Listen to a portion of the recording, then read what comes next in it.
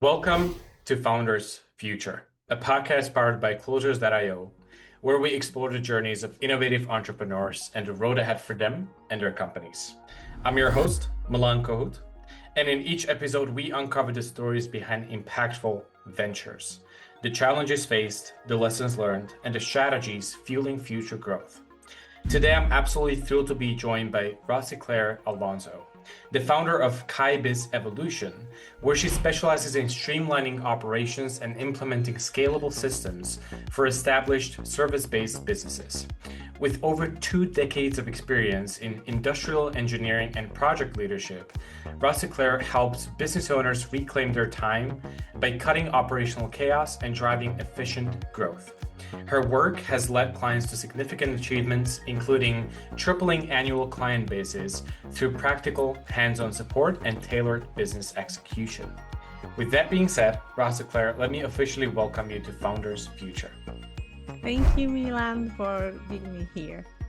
Absolutely. It's great to have you on the podcast. I was looking forward to having this conversation. So we're going to dive right into it. What I love to do always is start at the beginning, right? So we're going to travel back in time a little bit before you even had this company.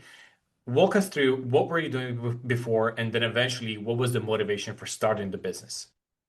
So my background is doing similar that I'm doing right now, but the difference is that right now I'm doing for a small and medium business, and in the past I was doing for corporations that bank and something like that. That is the main difference. And what I doing right now is that all the thing that they have the budget to teach me and the best practice and everything. I'm trying to go down and put in the level that a small medium business can affordable. Gotcha. Beautiful. Now, in terms of where this journey got you overall, we're going to dive even deeper into what you just mentioned. Because in this part of the podcast, what we're really trying to do is get the listeners closer to who it is exactly that you're looking to help in the first place.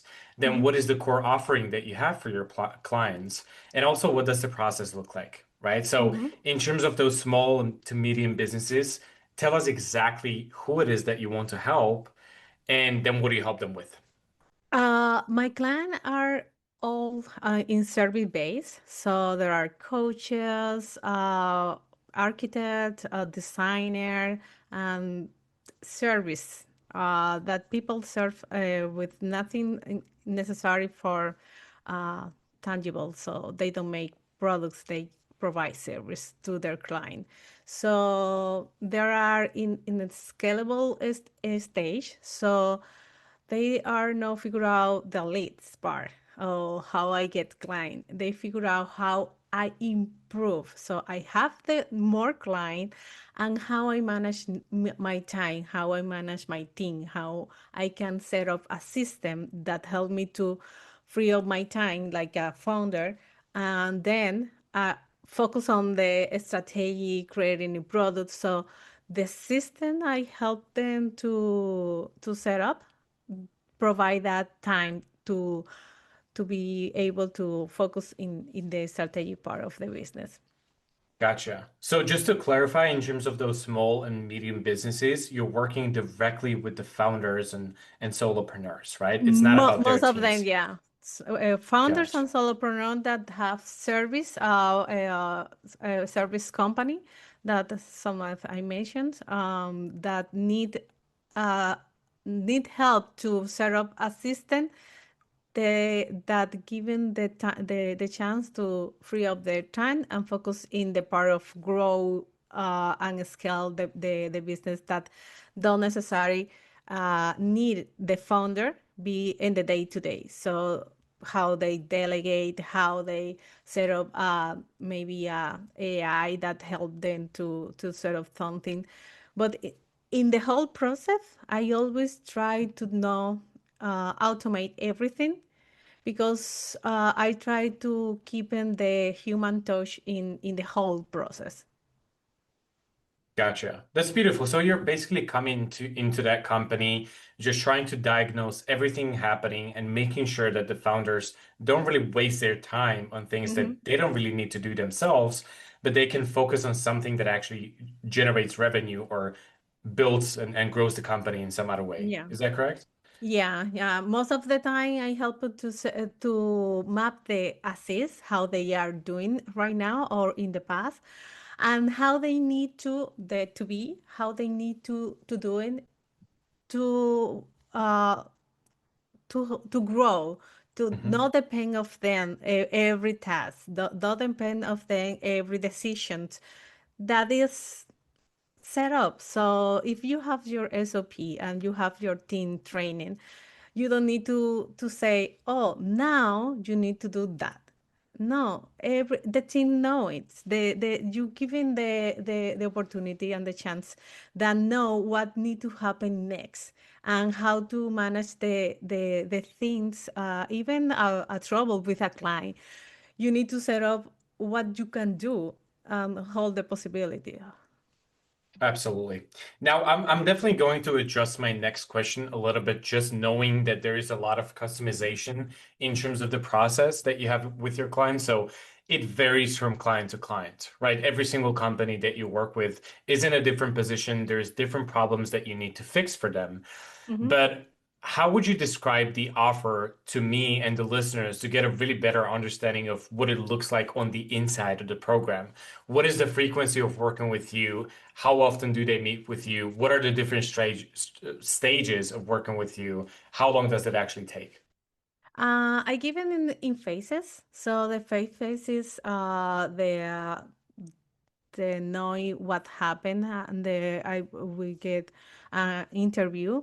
Then we identify the bottleneck that happened right now, the more urgent process that need to be fixed, and then we go forward or go backward because sometimes it's a process that is in the middle of the service. So we focus on that. But first, we need to have a conversation, and I need to understand what is your service, what is your unique propositions, what is the way you serve your client, the unique form. Because I can work with two design, but the design don't work the same way. So even your onboarding can be so for example, more automate. I have others that need that prefers more personalized. So they have a person that told to the client, but the other have a system that send emails, a reminder, or something like that. Even it's different, I need to understand what is the main things in this and figure out what is your bottleneck, and we make a plan. The plan start with understand the mapping, everything that you're doing right now, hold your tools, hold your teams, and the skill they have, and then with that information, I can prepare a plan. The second part is the implementations. Not every client need the implementation, so most of them I just trying to uh, the service, the designs, and how they need to do, and just guidance to the implementation, and that's my prefer. So I prefer to they implement the thing to be planning together. The Absolutely. the the phase it will be depend of the process need to fix or improve the how regulate is the company. Because for example, if I work with a lawyer or a immigration consultant, they have a lot of things that I need to be sure that apply for in the process. So the complexity of the process also need to be is different. No, not the way that you work, also the complexity of that you provide, the service you provide. Yeah. Now, looking retrospectively on the clientele that you already work with, what would you say are like the most common bottlenecks or issues that you fix for these companies, and what is it exactly that you do to even get them into position to grow and scale further? Could be different, but it's the same problem. Is the owner is hard to delegate. They was working alone. They start to having team members that help them, but they don't help. They need to delegate, but they don't want to lose the control. Hmm. So I help you to set up a system that help the founder be confident to say, okay, if is that the way that they will do it, I can I'm more confident, and so they delegate more properly everything. So they really don't be involved in every stage or part of the task. That is the in general, I can do that. It could be on onboarding, it could be on the service, it could be in any of stage of the process. But the problem is that the owner no feel hard to delegate completely and true in their team that they build. Yeah, this is beautiful though, because this is actually one of the most common topics that we end up discussing on the podcast. Because there's a ton of business owners who literally have the hardest time in the world in terms of giving the reins away. You know, I was just having a conversation about this with a previous guest. So it's funny how that works. But looking at all of these people that you work with, what is your perspective on why this is such a big thing for them? Why is it so hard for us to actually change the perspective in terms of delegation and really be more comfortable and more okay with letting somebody take over? Uh, but one myth that have the industry is that process or don't get you the enough chance to make the magic. So most of them think that the unique thing that they have, the way the why they start their business is because they have a gift, they have a Hmm. magic for the client. So they believe that if they systemize everything, if they make a recipe of what they do, they will lose the magic. And it's not the truth. Your Mm. creativity is not uh, core because you systemize everything. You just transmit and put it in paper and what black and white that you do, and you think that this can be passed for other. But the thing is, maybe if you pass to your team, they can improve the way that the magic happen through your client. That I Very saw. interesting. Yeah. So you're basically saying most of them do have the belief that the reason why they were able to succeed in terms of providing their clients with a good work and good service is the reason of them doing that themselves, basically, right? And Yeah, they're afraid that if they give the reins away, they're not going yeah, to be able to follow up on those promises anymore. yeah. Very Most of interesting. them is the first thing that I need to work with the client, that they say, but if I not here, what will happen? Hmm. Oh, your magic will happen. That, but you don't need to be there because you put it in the way that you can transfer to other, and it's not necessary they will copy you. They most of the time your team improves your magic Hmm. because you have just a ball, but they put in sparkling sweetnesses and a lot of things that you was so focused on building your business that you can lose the way to putting a little bit more Yeah. magic to your client have a better experience with you. Yeah, that's very interesting though. This is like one of those limiting beliefs that we as business owners, entrepreneurs have. But I would definitely agree with what you said. You know, trusting other people to step in and maybe take some responsibility off of those processes can actually result in people adding on top of what you already built in terms of those Hmm. systems and bring even more magic, as you would put it. So Yeah. I love it. I love it. I Beautiful. saw a lot of time, not only with the medium and small company. I saw in biggers, in corporations. I saw when the boss really delegate, the magic happened. The magic happened, Mhm. but more beautiful, more bigger, and the impact of that magic, uh, the result is magnificent. I Magnificent. love it.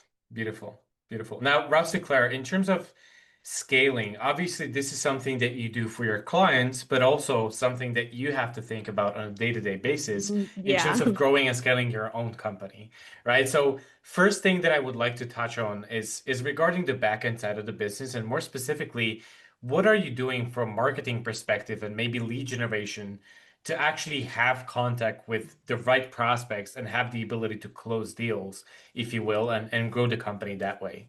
What is happening on that front? The thing is, first, I'm I'm not just a founder. I'm a mom, so I set up my time and my business that happened in the time that I able to now be moms. So I know I set up all my system that I can select my clients through the free offers that sometimes is only invite membership or workshop that I can provide to my network. And in in the way I studied the case and we have conversations, and then I start to know more about their business, and I can identify how can I help them. So then I pass it to the sales part, and then I can provide a more specific idea to solve their problem and something like that. So the truth, it's hard to me to work with everyone, but I'm trying to automate some part of my business and incorporate more team member that help me to do the repetitive part of the things. Has it been only you so far, or have you already hired somebody? I have someone, but for more administrative part. But the service of the client is only me for now. Gotcha. Now, in terms of making all of this happen, obviously what you mentioned is those free memberships, there's some workshops. That's basically how you get into this initial touch with everybody. And I Mhm. would also assume, looking at the social media, that there is a big part of it where you basically just create content and Mhm. try to give the audience a chance to relate to you and what you really do. So that's a beautiful thing. But have you also maybe dabbled into paid advertisement? Just to try and see if you can build something scalable and predictable, or what is your thoughts on that? I'm planning for the next year, maybe make some ads. But the truth is, I'm not worried to grow faster, because sometimes if you get a lot of clients through ads and you don't have your system set up to manage that volume of that you bring it, you can provide the service and the quality and in the level that you want to your clients have the experience. So I try to fix that in my clients. So I'm trying to know, to not do that for me. So sometimes it's okay, grow a little bit more slowly, but in the process, I'm trying to set up and see what work with them and what resonate more for them, and then eventually I can start make a little bit more ads on something like that. But the truth is that my product is my service is not a service that you can buy multiple times. you need to figure out a budget to work with that. Not just pay my service. You need to improve your process.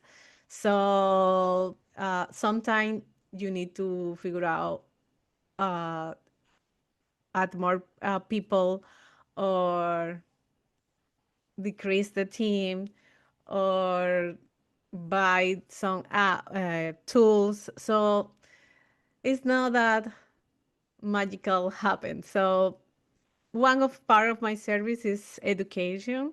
So that part is easy. But when they need to involve and increase and improve their process, they need some they need to be clear. I don't know. I think growing slowly is not a big deal. I Mhm. prefer for now do that, but for sure I will try ads next year. Got it. Absolutely. Now, let's talk a little bit more about the future before we wrap it up Mhm. with the podcast, especially if you think about those next 12 months, like next year. What would you say really are the biggest goals, targets, revenue, milestones that you want to hit? Um, in the next part of the business, I will try to figure out that the educational and tech-able company. So I will try to solidify my starting entry point, that is jumpstart strategy jumpstart sessions. That is 90 minutes that I can help the founders to identify bottleneck and giving a one-page plan that easily solve the problem. And second, I will try to launch my community. That's when I will try the ads, provide support ongoing. And first, I will try to scale my AI workshop that I'm doing right now. That is help the founders work with AI, but try like a tools, not like the things that will make the magic. So I will help them to make a system that the owner will be the architect and the AI will be the tools, and they Mhm. will help them. So I doing for content creations that the people right now is more involved, and then I will try to in other process that I know it will be helpful for others too. Well, I'm definitely going to be cheering up for you the entire time. This is a beautiful journey, and I feel like this wraps up another insightful episode of Founders Future. So, Rosicler, I want to say thank you for taking the time today, sharing the story with all of us, the audience, me, everybody else. If anybody wanted to reach out to you, get in touch, maybe even work with you one day, what is the best way to go about that? Uh, Through LinkedIn, you can follow me as Rosicler Alonzo. And if you need help and you have a chaotic process and business behind you, you can find a founder toolkit in my webpage that is kaibevolution.com. And that's the way that you can find me. Love it. Kaib Evolution, everybody. Reach out. Now, to our listeners, if today's conversation inspired you as well, make sure to subscribe to Founders Future on your favorite platform. And also, if you're a business owner, more specifically a consultant or a coach, or you have an agency, and you're trying to scale the business and really enhance both your sales and marketing efforts, also visit closers.io, get in touch with our team, and discover how exactly we scaled our company from zero to over 30 million per year in less than 3 years. Until then, keep on crushing it, and I'll see you on the next one.